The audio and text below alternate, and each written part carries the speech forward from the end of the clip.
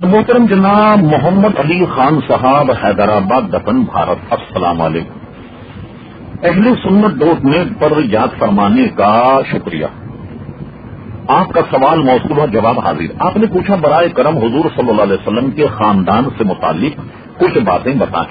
نبی کریم صلی اللہ علیہ وسلم کا خود ارشاد ہے، اگر آپ اس کو جاننا چاہیں تو اعلی حضرت امام اہل سنت فاضل بریلوی رحمۃ اللہ علیہ کی کتاب شمول الاسلام کا مطالعہ فرمائیے، ہم تلخیص عرض کر دیتے ہیں۔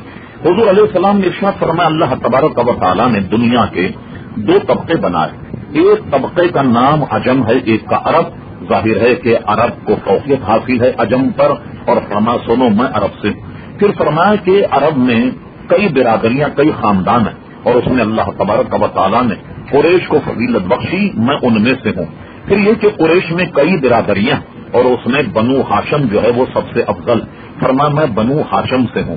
تو اس طریقے سے حضور علیہ السلام کا گھرانہ حضرت عبد المطلب جو آپ کے دادا تھے، یہ قریش کے سردار تھے، آپ ان کے پوتے ہیں۔ حضرت عبد المطلب جو حضور علیہ السلام کے دادا ہیں، ان کی کئی اولادیں تھیں، ان میں سے ایک جو ہے وہ حضرت عبداللہ ان کا نام تھا، وہ حضور صلی اللہ تعالی علیہ وسلم کے والد ماجد ہیں۔ اور اسی طریقے سے حضرت آمنہ رضی اللہ تعالیٰ عنہ نبی کریم صلی اللہ تعالی علیہ وسلم کی والدہ ماجدہ ہیں۔